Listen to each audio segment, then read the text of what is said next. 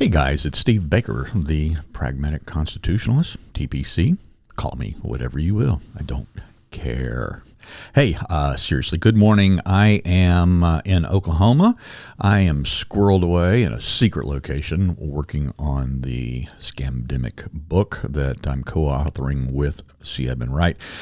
In fact, we are calling it, or at least our working title, is The Scamdemic book because we want it to be the resource book for those of you who need and are looking for content and resources and a thumbnail guide to all things related to what's been happening in this country in the last year, related to lockdowns, related to pronouncements by our politicians and our bureaucrats and the mainstream media and the disinformation, the hypocrisy, the contradictions, blah, blah, blah. We're going to have them all listed in a easy to access format. So we're excited about that. So anyway, I've been on the road since, the day after Thanksgiving. And I think that I've actually spent 3 or maybe 4 nights in my own bed back in North Carolina during this entire time. There's no other way to say it except to just be perfectly honest. I have no desire to be in North Carolina right now because of the intense lockdown that we've been under for months. And even though my governor, the Corona Gruppenführer Cooper, has eased very, very, very slightly yesterday in his new executive order. Like, for instance, he lifted the 10 o'clock or 9 o'clock curfew, whatever it was. It's that we've been, or they have, because I'm not there, that North Carolina has had imposed upon them for the last couple of months. I mean, literally an actual curfew. And he's extended bar operational hours. Now they can serve alcohol up to 11 p.m. as opposed to 9 p.m. in the new order. And just still some absolutely ridiculous capacity restrictions on venues. 15% on large venues, and I'm not going to even read them. I'm not going to go over it. The point being is that I have no reason to be there because I still am not allowed to work. As most of you know, I'm in the entertainment business. I have bands of my own. I manage bands. I work with events and event planning, that sort of thing. And as a result of that, most of the venues that I work with cannot yet operate at a economically feasible capacity. So it's actually cheaper for most of them just to remain closed at this time. And as a result of that, I am taking the opportunity to be on the road. I'm taking the opportunity to hole up in some wonderful places that have been gifted to me to do the writing of this book and to continue working on the other projects that we're developing in TPC world. And so that's what I'm doing. I just have one quick commercial announcement. I really, really, really hope that you will go over and support us on our new locals page. The Pragmatic Constitutionalist.locals.com is a content creator site, kind of like a crowdfunding site, kind of like Patreon, but without the limitations being placed on conservative and libertarian voices. This was founded by Dave Rubin for that very purpose, to avoid being shut down, to being deplatformed. So we have set up shop there for our exclusive content, and while it's free to subscribe there, you can receive things that nobody else is going to get anywhere else except for on our locals page for only $5 a month. That's it, $5. The cost of a medium-priced coffee or drink at Starbucks or your local bohemian coffee shop, and that will go a long, long ways in helping us do what we're doing and keeping me in the writing mode while I'm waiting to be able to go back to work. So that's the extent of that commercial. Just please go to thepragmaticconstitutionalist.locals.com. Sign up today. Sign up for free if $5 $5 is too much, but if you can spend $5 there and sign up for that, we would be incredibly honored, blessed, very much appreciated, and it will help us pay for the things that we're doing right now. So I had promised yesterday that I would read the blog that I posted, because it was one of those long ones. It's 3,854 words, almost 4,000 words, and I know that that's way too long for the TLDR crowd, and I get it. I think a lot of people, when they see an article that long, they will scroll down, maybe bookmark it, save it for later. But with all the new, fresh information and media that's coming in nonstop, I understand, because I do the same thing. I'll see an article, I'll see a headline or something like that I really want to read. I'll start reading it, and looking at my clock and wondering, oh, do I really have time to finish this right now? And then realize, no, I've got something else I've got to do right now, and then I bookmark it, save it, and then it just gets buried in the pile. So I get it. So for those of you that prefer to listen, I promised that this particular blog would be put up in audio form, that I would do a reading of it, and I would post it on all the podcast sites. So if you're on one of them right now, already knew how to get there. It'll also be on YouTube and some other places. But we're expanding constantly. I'm forgetting all the places where we're popping up now. Obviously, now we have 2 Facebook pages. The original Pragmatic Constitutionalist page is being throttled and shadow banned so deeply that I launched a mirror page a couple of weeks ago called Steve Baker TPC. Steve Baker TPC. Steve Baker TPC. So if you're not seeing our post on Facebook, go sign up for the new page. It does not have the throttling restrictions on it yet, and hopefully we won't do that or that won't happen to us there for a while. We're also on Gab. We're also on MeWe. As I mentioned, we're on YouTube. We're on Locals, and we are also we have a couple videos out there on Rumble, and those are for reasons that those particular videos were not allowed on YouTube. So anyway, that's what's happening in our world in just a quick update way. Before I get into this reading, I just moments ago saw this article in my own local news feed. And when I say local to North Carolina, which obviously I have national news feeds that I've subscribed to, and local back home. And the title of this article is, "Amid COVID-19 Pandemic, Flu Has Disappeared in the U.S." This is posted today, February 25th. And I'm just going to read you the first couple of paragraphs. February is usually the peak of flu season, with doctors' offices and hospitals packed with suffering patients. But not this year. Flu has virtually disappeared from the U.S., with reports coming in at far lower levels than anything seen in decades.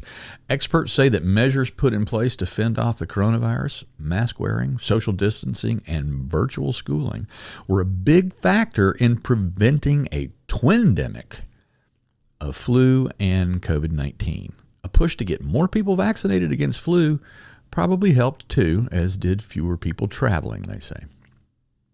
Another possible explanation, the coronavirus has essentially muscled aside flu and other bugs that are more common in the fall and winter. Scientists don't fully understand the mechanism behind that, maybe because there is no mechanism behind that, but it would be consistent with patterns seen when certain flu strains predominate over others, said Dr. Arnold Monto, a flu expert at the University of Michigan. Nationally, this is the lowest flu season we've had on record, according to a surveillance system that is about 25 years old, said Lynette Brammer of the U.S. Centers for Disease Control and Prevention. Hospitals say the usual steady stream of flu-stricken patients never materialized. At Maine Medical Center in Portland, the state's largest hospital, I have seen 0 documented flu cases this winter, said Dr. Nate Mick, the head of the emergency department. Ditto in Oregon's capital city, where the outpatient respiratory clinics affiliated with Salem Hospital have not seen any confirmed flu cases. It's beautiful, said the health system's Dr. Michelle Rasmussen. The numbers are astonishing considering flu has long been the nation's biggest infectious disease threat. In recent years, it was blamed for 600,000 to 800,000 annual hospitalizations and 50,000 to 60,000 deaths. I'm going to stop reading the article right there because, wow, I just can't. I can't handle it. To begin with, in my own state, the governor on a weekly basis would post an actual graph that showed, and I quote, this was the title of the graph that he posted on all of his social media, COVID-like syndromic cases in North Carolina. Did you hear what I said? COVID-like syndromic cases. That's what they were tracking. Back in October, the CDC themselves announced that this coming flu season, they would not be keeping statistical data on flu for this flu season. They said it. We posted the links to it. We posted the screen grabs of the pronouncements that they would not be tracking the flu. And the reason why they have not been tracking the flu is we all know why. It's because they've been tracking COVID-like syndromic cases. So if you come in with a mask-related bacterial infection, it becomes a COVID-like syndromic case. If you come in with the flu, it becomes a COVID-like syndromic case. The flu did not disappear. The flu did not get muscled out by another virus. They simply stopped tracking it. Not only did they stop tracking it, but they started adding those cases into the count. That is one of the things that we are going to prove conclusively in the book that C. Edmund Wright and I are writing right now, that these numbers are false, they are inflated, they are deliberately so, and we're going to be producing the actual data, the math that proves that. And I hope that you'll stick with us long enough to get that. Oh, by the way, another teaser. If you are a subscriber or supporter, rather, to our locals page, the Pragmatic Constitutionalist.locals.com, there will be previews and excerpts of the chapters presented there at Locals long before publishing of the book itself. So if you're a supporter there, you'll get a first peek at a lot of what I'm talking about here. All right, I need to fulfill my promise now and read this blog. This blog was entitled Who Was Up the Chain on January 6th? And this is the result of my watching and listening and reading about the congressional hearings on January 6th events this past Monday. It's Thursday now. What I read on Monday, I wrote it on Tuesday, published it on Wednesday, and today is Thursday. If that gives you some reference, this is Thursday, February 25th of where we are. So I'm commenting basically on the congressional hearings that took place on Monday. It's rather long. I hope you'll stick with me here, and I will do my best to not start, stop, and stutter my way through. Even though I wrote it, it is a lot of material. And sometimes, it's interesting, just as another aside, it's very different when you write specifically to read as opposed when you write to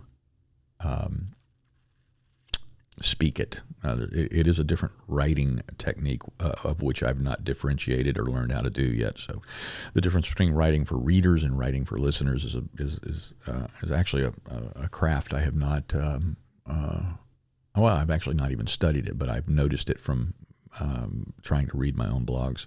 So here we go. This is, once again, Who Was Up the Chain on January 6th. I'm exceedingly frustrated by remarks being made in this week's congressional hearings. Any fair-minded person should be equally nonplussed by the unwillingness of elected officials and bureaucratic nominees to make honest comparisons between last year's endless BLM riots and the one day of violence projected against the Capitol building on January 6th. Many have openly dismissed any equivalence between those legitimate frustrations directed at systemic racism from American law enforcement and the seditious frustrations against those on Capitol Hill who systemically eliminate individual rights, impose excessive regulatory burdens, and confiscate an ever-increasing amount of our labor. Laws which must also be enforced by America's cops. Laws that demonstrably exacerbate the inequities between all manner of groups, races, and economic classes, but always seem to favor or exempt the elite themselves. Not the racial elite, but rather the political elite of all races. This cognitive dissonance from power elites in both government and media regarding the aforementioned events have led me to finally coalesce my thoughts on that which took place on January 6th. Specifically, I've come to some conclusions, or at least a working theory, about the who, the how, and the why of what took place on Capitol Hill that day. As I mentioned, this is a lengthy analysis, not for the TLDR crowd, so grab the beverage of your choice and please allow me to walk you through to my final conclusion. Just as another side note, if you want to read along, you can do that at the pragmaticconstitutionalist.com and go to the blog page and pull this up. Here we go. Let's begin with the Senate confirmation hearing of Merrick Garland. An attack on a courthouse while in operation, trying to prevent judges from trying cases. That plainly is domestic extremism and domestic terrorism, Garland said. An attack on a government property at night or under other circumstances is a clear crime and a serious one and should be punished. An attack at night is simply a crime. An attempt to burn down a federal building while only occupied by law enforcement and night janitors is not domestic terrorism? Does he think we're not paying attention to his underlying message? Only when elected and or appointed bureaucratic elites occupy those hallowed halls does an attack by militant extremists qualify as terrorism? Or is he saying that only when right-wing antagonists execute an assault on government shrines should they be labeled as terrorists? As for yesterday's congressional hearing on the January 6th attack on the Capitol, well, that elicited far greater consternation from me. As relayed by the Washington Post, Sund, the ex-Capitol police chief who resigned the day after the event, revealed for the first time that an FBI warning of potential violence by pro-Trump supporters reached the Capitol Police the evening before the attack, but was never passed along to leadership. He said, I actually just in the last 24 hours was informed by the department that they actually had received that report. It was received by the Joint Terrorism Task Force, which is a task force with the FBI. They received it the evening of the 5th, reviewed it, and then forwarded over to an official at the intelligence division over at U.S. Capitol Police headquarters. Sund said it went no further up the chain. He did not see it. Neither did the House and Senate sergeants of arms. The FBI document included comments picked up from an online conversation calling for violence. This is what that conversation that they picked up said. Be ready to fight. Congress needs to hear glass breaking, doors being kicked in, and blood from their BLM and Pantifa slave holders being spilled. Get violent. Stop calling this a march or a rally or protest. Go there ready for war. We get our president or we die. Nothing else will achieve this goal. Going back to the multi-city riots beginning on the evening of George Floyd's death, and I've been consistent on this since, law enforcement had the overwhelming capacities to stop the violence, stop the property damage, the fires, injuries, and killings in each city where these riots occurred. For some reason, they've not had the orders to do so. As a libertarian, I believe there is no liberty without private property, and therefore, lethal force is justified in protecting both life and property, and especially when law enforcement themselves are being assaulted during that process of protecting life and property.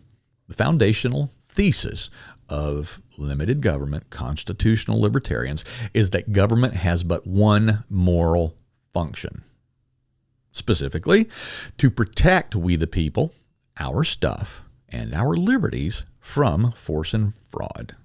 Period. Full stop. With that reasoning, and to some of you, this will not be a very popular statement, only one officer actually did his job on the 6th.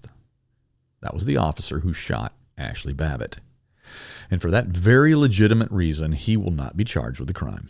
He was actively guarding House members who were being evacuated from that area against a large group of aggressive insurgents with unknown capabilities and weapons.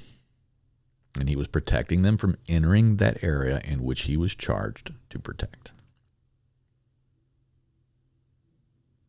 Now, speaking of the weapons used and found in D.C. on January 6th.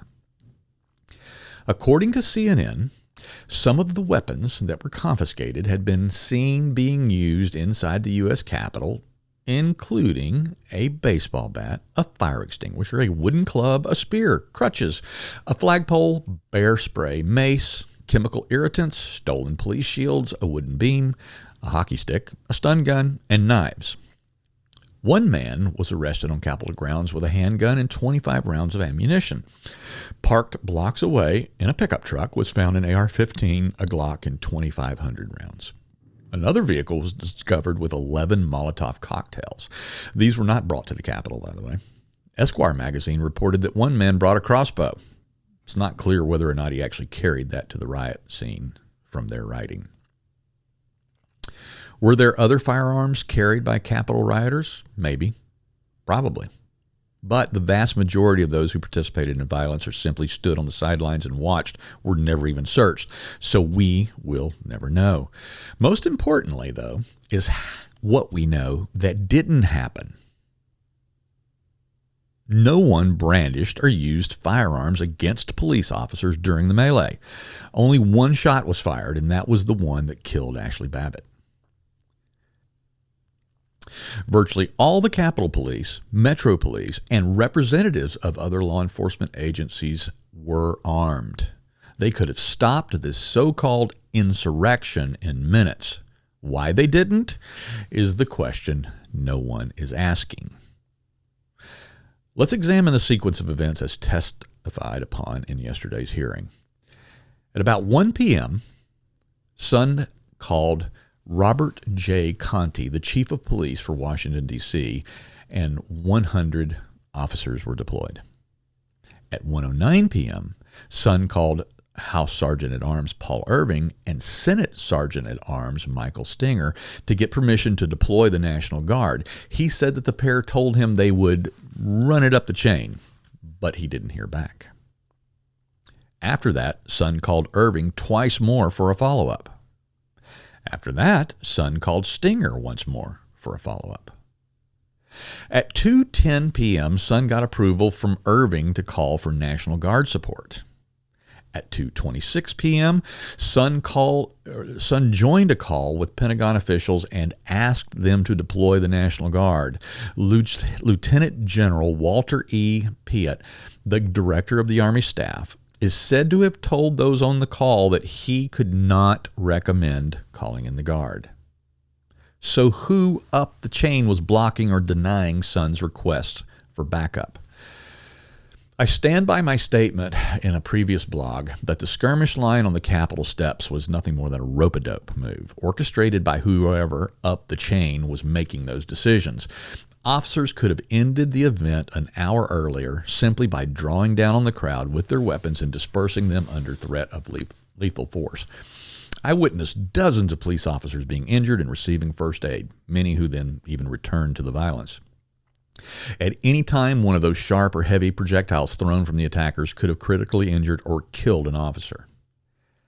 I contend that after what was over an hour's worth of violence in which the aggressors deployed no firearms, the officers received orders to stand down and allow the more violent of the mob to proceed to the building.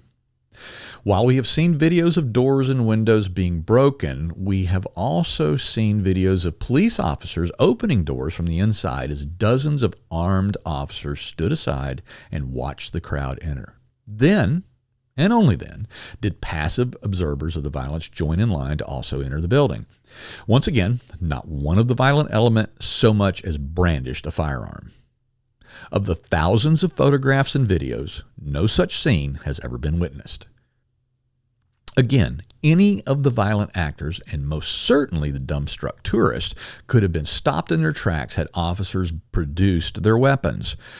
As it happened, before my own eyes, police did not draw their weapons until reports of shots fired were received over their radios. In actuality, the one shot fired at Ashley Babbitt. It was within moments of that shot that heavily armed ATF police entered the scene, also wearing full tactical gear. Whether they were already on the way, coincidentally arriving immediately after the shooting, or were already positioned nearby or inside is unknown to me.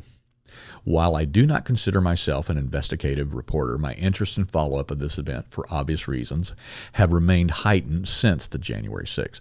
As such, I've had many conversations with highly connected military and law enforcement personnel. I've developed my own theories of how events transpired based on the following information. According to interviews I've read with congressmen, some have stated that they were informed by their own personal security that a potentially dangerous event was likely on the 6th. Multiple mainstream media outlets have reported that the FBI, Homeland Security, and the Pentagon had actionable intel on that potential event as far out as 2 weeks in advance. Remember, D.C. Police, or Capitol Police Chief Sund, denies this intel was passed along to his department. I personally read a tweet from a congresswoman in which she said that at 9:34 a.m. she saw people already gathering at the Capitol building on the day of the rally. I cannot find that tweet or remember who it was. My bad. I've searched. I should have made a screenshot. Astonishingly, there was little to no police presence at the rally area itself. While I was not able to access the ellipse area because of the crushing density of the crowd there, the much larger mass of people gathered on the Washington Monument lawn were not accompanied by any police presence. My own videos began upon arrival at 9:32 a.m. and continued until I proceeded to the Capitol, about halfway through Trump's speech. And not one police officer is ever seen in a single frame of my own videos. Many who have attended multiple rallies and protests in D.C., including January 6th, have also commented upon this same highly unusual observation. Where were they? Certainly the president was well attended to at the ellipse, but why was there no visible presence of law enforcement where the largest group of attendees were gathered? Sun requested backup from the Metro Police at 1 p.m. I saw their arrival firsthand shortly thereafter. Trump did not conclude his speech until 1:11 p.m. I've previously well documented all timelines and have the video metadata to verify all my assertions on these timelines. I arrived at the skirmish line at 1:19 p.m., capturing video of the melee until, at 2:15 p.m., the heavily armed police line suddenly and inexplicably stood aside, moved back, and allowed the mob to approach the now opened, from the inside, west doors of the Capitol building. These officers did not act synchronously of their own accord. They take commands from up the chain. Someone gave the order for them to stand down. They were not overwhelmed by thousands of insurrectionists. That is the biggest lie of the ongoing narrative. With video evidence, I can show no more than 200 people and probably as few as 100 actively engaging in actual violence and pressing against the police barricades. The several thousand observing the happenings were doing just that, observing and taking cell phone videos, as I've also well documented. It was only at this point that several hundred non-participants in the violence joined in the lines proceeding to the Capitol doors they entered. Of additional great interest is the fact, as I've also documented, that many professional photographers, adorned in protective gear and some wearing press badges, were already on the scene upon my arrival. How did they know? Who told them to be there and to so prepare themselves for the violence that was to take place? Details of everything I saw that day, up to this point and afterwards, can be read on my blog entitled What I Saw on January 6th in Washington, D.C. That's dated January 13th, 2021, and can be found at pragmaticconstitutionalist.com.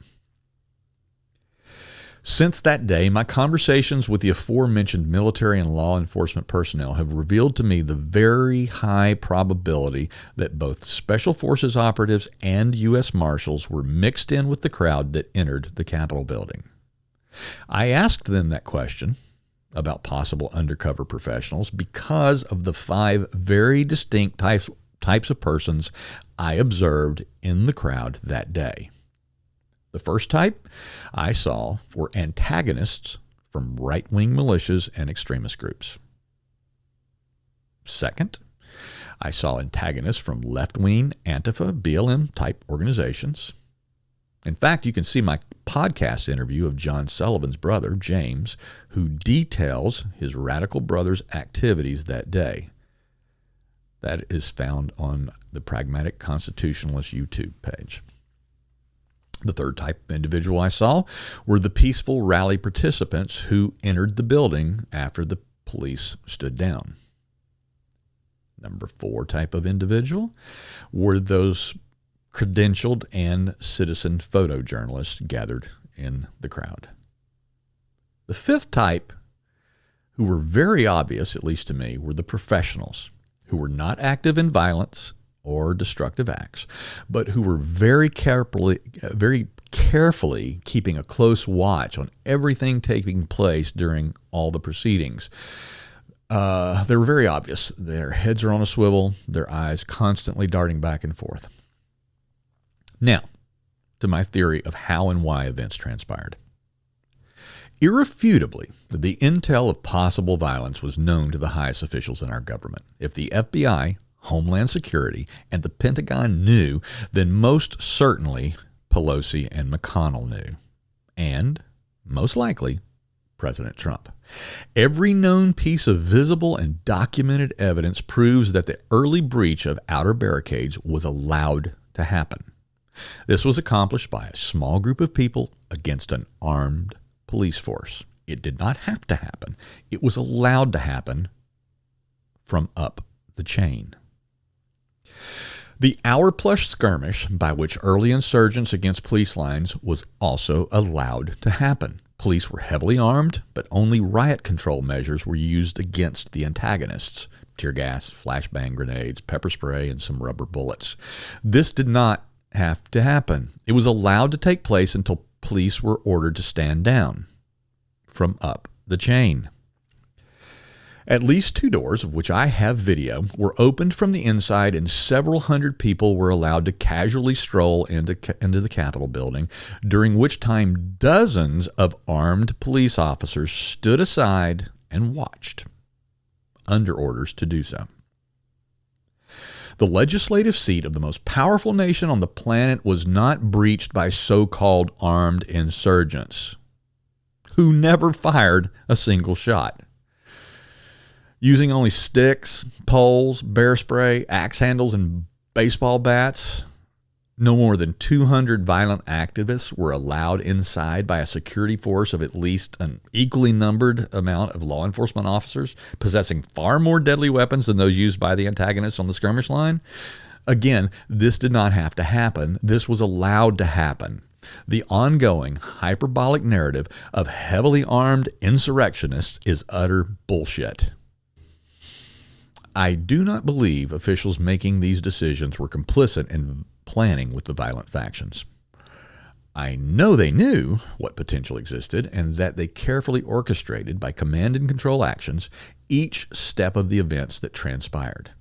National Guard presence was not wanted on site too early, so as to not scare off the militant groups and thwart their intentions. But once it was determined the militant factions would not use overtly deadly force, firearms, they were gradually allowed access to the Capitol grounds, then the steps, and then the building. Beginning with the breach of outer barricades, followed by the violent skirmish line, and finally access inside the building itself was granted. The presence of riot-geared photographers with press badges already on site before the conclusion of Trump's speech was a dead giveaway that up-the-chain officials both knew and had tipped off the media about what was to come. Despite broken windows and damage to some offices and other Capitol property, it was not until Ashley Babbitt was shot that Capitol and Metro police officers drew their weapons and were then accompanied by much more heavily armed policing agencies. I saw all of this with my own eyes. I have the video. Tear gas was then deployed inside the building, and with weapons drawn by police, the building began to be cleared out. Based upon the firepower of those law enforcement personnel and the utter lack of firepower by those who were allowed inside, congressional personnel and Vice President Pence were never in any real danger. I also believe the aforementioned Special Forces operatives and U.S. Marshals were deployed so as to be mixed in with the crowd should the militants actually use firearms or somehow gain direct access to congressional VIPs. I do not believe their presence was part of some grand conspiracy to gain access to congressional computers and files on Trump's behalf, but that they were there for the express purpose of taking care of business, outside or inside, should actions by the more militant of the mob get lethally out of hand. I've come to the conclusion that in the earliest realization of potential unrest by the highest of congressional officials, it was determined they could win a decisive PR victory to ultimately be used in bringing the legislative and executive might of the U.S. government against so-called right-wing extremists of every stripe. Indeed, to be able to shape the narrative that not just Trump supporters, but all Republicans, conservatives, libertarians, constitutionalists, and every individual and or group possessing political beliefs on the right side of the political debate could be labeled as extremists, seditionists, insurrectionists, and ultimately domestic terrorists. Labels earned not only by those who participated in violence and destruction, but also heaped upon those who would just use political speech antagonistically against the incoming neo-Marxist presidential administration and new Democratic majorities in both the Senate and House of Representatives. In short, what transpired on January 6th was the largest PR victory won by progressives since the stock market collapse of 1929 and the ensuing Great Depression. What progressives gained in those following years, by way of the establishment of the New Deal and the birth of our existing welfare state, this day similarly gifted them both the moral authority and the public outcry, requiring them to silence opposition voices and finally justify draconian gun control measures. We've already witnessed the deplatforming of Parler and the deletion of scores of conservative social media accounts, including that of the then President of the United States. Just yesterday, congressional leaders have called upon cable and satellite TV carriers to drop Fox News, Newsmax, and OAN. To their gun control aims, pay attention to the language and headlines used by mainstream media outlets.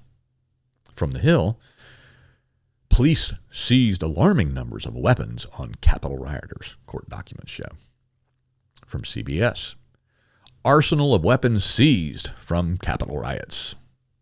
NBC, dozens arrested for Capitol riot after feds find guns. The Washingtonian, guns, brass knuckles, homemade napalm. Read some of the documents from arrests after the Capitol riot. From Vice, cops found this terrifying weapons arsenal in a pickup at the Capitol riot. That last headline is instructive.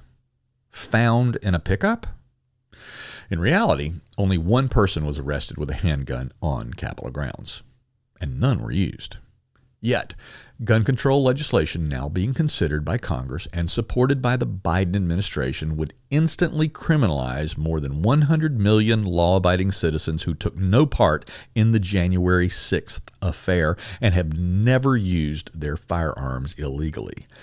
While I'm certain the current bill, as written, will never pass, I fear what compromises GOP leadership will make toward a more watered-down version.